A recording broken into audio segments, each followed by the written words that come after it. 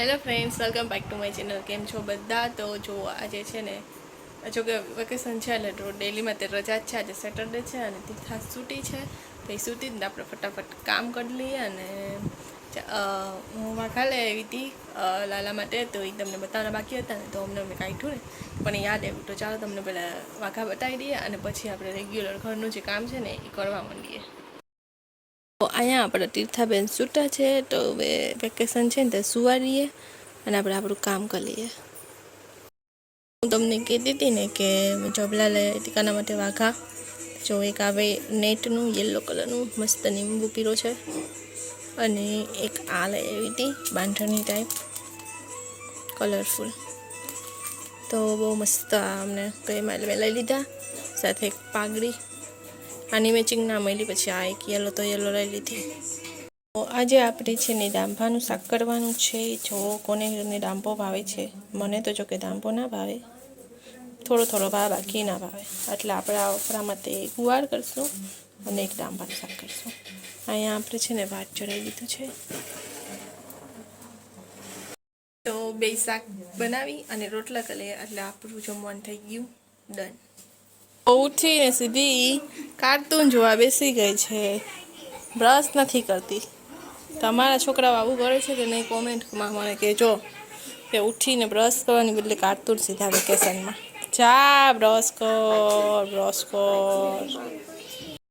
તો જો તીર્થા માટે મસ્ત મસ્ત કેરી આવી ગઈ છે.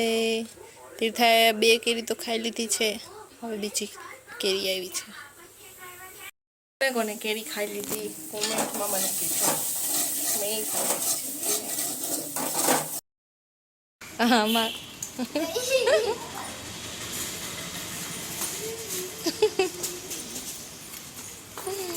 તીર્થા જેવો દીકરી છે રમવા માટે.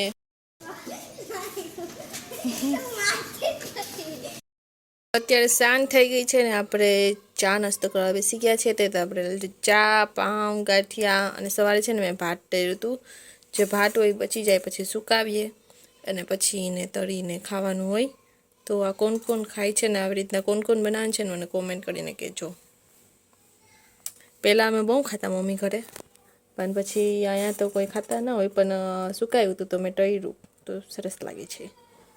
તો ચાલો નાસ્તો કરવા. તો અત્યારે છે ને સાંજ થઈ ગઈ, આપણે નાસ્તો પાણી કરીને ફ્રી થઈ ગયા છે ને અત્યારે બેઠા હતા ને વિચારો કે શું કરું. તો ચારની મારે આઈસ્ક્રીમ બનાવી હતી. તો મારે આઈસ્ક્રીમ તો છે ને મખાનાની બનાવી હતી, પણ મખાના હજી અડધા જ ખવાય, અડધા એમને એમ પડ્યા. તો મખાનાની આપણે સ્પેશિયલ બનાવું, કેમ કે કાજુ બદામને છે ને લેવાના છે, પૂરા થઈ ગયા. તો ગામમાં જાય તો લઈ આવીએ, ને ગામમાં જાય ને યાદ ન ચડ્યું. તો એટલે આપણે છે ને વિચાર્યું કે ચાલો મેંગો આઈસ્ક્રીમ બનાવીએ, કેમ કે મેંગો ઘરમાં છે. તો ટ્રાય કરી. તો આપણે અત્યારે છે ને એક મેંગોની બનાવશું. આની મોડે મેં બનાવી હતી મેંગો આઈસ્ક્રીમ, સરસ મજાની બની હતી. તો આ વખતે પાછી એક વખત તીર્થાના આઈસ્ક્રીમ ખાવી. તો આ સિઝનની પહેલી આઈસ્ક્રીમ આપણે બનાવી લઈએ મેંગોની. જુઓ અહીંયા મેં મેંગો કટ કરી લીધા છે, કેરીને કટકા કરી લીધા છે, અને સાથે છે ને મલાઈવાળું દૂધ લીધું છે. બતાવું તો જો અહીંયા છે ને મેં મલાઈવાળું દૂધ લીધું છે, મલાઈ છે એકદમ, ને દૂધ થોડુંક જ લીધું છે. સાથે મેં આવ્યા છે ને કાજુ બદામનો પાવડર કર્યો તો તીર્થા માટે, તો એ કાજુ બદામનો પાવડર રેડી જ છે. એટલે કાજુ બદામ ને પિસ્તાનો પાવડર છે, ને કેરીને આપણે કટકા કરી લીધા. એટલે કેરી ને આપણે જેવી મીઠી બનાવી હોય તો એ પ્રમાણે આપણે ખાંડ લઈ લઈશું. તો આ બધું અત્યારે છે ને આમાં આપણે મિક્સ કરી નાખશું. તમે આઈસ્ક્રીમ બનાવી કે નહીં મને કોમેન્ટ કરીને કહેજો. અને મખાનાની આપણે બનાવશું, પણ આપણે અત્યારે છે ને મિક્સચરમાં નથી કરતા, બ્લેન્ડરમાં કરશું. એટલે પછી મેં મખાના ના નાખ્યા, કે પછી મખાના વળી નહીં પીસાશે અને મખાના થોડીક વાર પલાળવા પડે, ડાયરેક્ટ ના બનાવી શકીએ એટલા માટે. તો ખાંડ આટલી નાખી મેં. તો અત્યારે સિમ્પલ જ આપણે મેંગોની બનાવીએ. તો આવા બધું મેં નાખી દીધું જ ને, હવે આ બધુંને આપણે બ્લેન્ડરથી આખું પીસી લઈએ.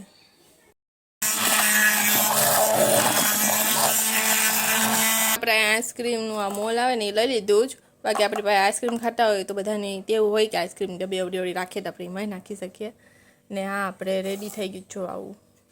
તીર્થાબેન આવી ગઈ છે રમતા રમતા આઈસ્ક્રીમની ટેસ્ટ કરવા. નહીં કેવું બન્યું? સરસ છે ને? કેરીના કટકા તો નાખ. કેરી હું ભૂલાઈ ગઈ કેરીના ગટકા કાઢતા આખા અમે બ્લેન્ડ મરાઈ ગયું પછી યાદ આવ્યું નહીં પાછા કરું હું અત્યારે હવે આમાં છે ને થોડું થોડું નાખીએ તો તીર્થાબેન એમ કહે છે કે મારે આમાં નાખવું તો હા પણ નાખજે હું અડધું અડધું પડો તો તું થોડું થોડું નાખવાનું કરી ચમચી પછી થોડા બનાના શેક નાખાય પછી મેંગો શેક પછી વોટરમેલન નું એ મમ્મા પાછી આ પૂરી થઈ જાય ને પછી બનાવું એક મોલ્ડ નું તો ઓલું જ નથી લે તો હવે હાય હાય હવે ન ખાઈ ગયો ને ચમચીથી ખાઈ જજો બીજું હું જો ઢોળા હે જાય નથી આમાં છે ને કન્ડેન્સ મિલ્ક ન ખાય તો બહુ જ સરસ મજાનો ટેસ્ટ આવશે પણ આપણી પાસે અત્યારે કન્ડેન્સ મિલ્ક ના હતું ને એટલે આપણે ખાંડ પણ નહીં ચાલે ને ખાંડની જગ્યાએ આપણે એમાં મોઢાઈ નાખી શકીએ જે કોઈને ખાંડનું ઓલું ના હોય કે ખાંડ ના ખવાય તો બાકી મેંગો તો મીઠી હોય જ તો પછી આપણે ખાંડ ના નાખીએ ને તોય ચાલે આમાં તો ના ચાલે આમાં મેં થોડીક જ ખાંડ નાખી જ તો પણ એ સરસ મીઠાશ આવે જ કંઈ નહીં સરસ મીઠાશ આવે છે પછી આ બંધ કરે છે તો એક આવું છે ને ખોવાઈ ગયું છે તો બરાબર એમાં નાખ દે આમાં હા તો એમ કરીએ તો તીર્થા રમતી રમતી જો તો ગરમી ગરમી થઈ ગઈ છે પણ હજી હમણાં નાઈને તૈયાર થઈને ગઈ તો કે પાછું એ કે નાવા જવા દે હા આપણે આઈસ્ક્રીમ નાખું રેડી થઈ ગયું છે ભાઈ એમાં કંઈ કરવાની જરૂર નથી આ મલાઈવાળું હશે ને તો તમારે એકદમ આમ બરફવાળું નહીં થાય સરસ મજાનું આમ ક્રીમી થશે એટલે એમાં મલાઈ તો તમે નાખજો જેમ એકલા દૂધને નહીં કરતા બાકી એકલા દૂધની કરશો ને તો એમાં ચાક બરફ જેવી કણકી જેવું નહીં તીર્થા હા ચાલો તો થઈ ગઈ આપણી આઈસ્ક્રીમ મેંગો આઈસ્ક્રીમ રેડી આમાં તારી પાસે સ્ટીક છે ને નાખ દે તો ચાલો આ રેડી થઈ ગઈ છે હવે મૂકી દઈએ ફ્રીજમાં હા હા હા રાખી દો તો સ્ટીક આપણે નથી મળી આમાં નાખવાને એટલે તીર્થાબેને એનો કાંટો નાખ્યો છે હવે ખબર નહીં પછી કાંટો ભીરે આપ સીધી રાખજે બાકી આડો થઈ જાય તો હવે મૂકી દઈએ આપણે ફ્રીજમાં હવે આપણે આને છે ને કાં તો કાલે સવારે કાઢશું મોડી રાતે આપણે જોશું કે થઈ જ કે નહીં જો આજે થઈ જશે ને તો આજના વ્લોગમાં તમને બતાવશું ને જો નહીં થાય ને તો કાલે બરાબર કેવી આઈસ્ક્રીમ બનશે તીર્થાબેન કહેશે એ તો તે શું બનાવ્યું છે કેક છે આઈસ્ક્રીમ સરસ જાઓ તાર રમવાની જાઓ આઈસ્ક્રીમ તો રાતે બનશે હા તો કંઈ નહીં જોવો રાત થઈ ગઈ છે ને આપણી આઈસ્ક્રીમ હજી જામી નથી ને એટલે આપણે અહીંયા દુકાને આઈસ્ક્રીમ ખાવા આવી ગયા છે જો બતાવ ત્યાં પર્પલ કલરનો તીર્થાએ કોણ લીધો છે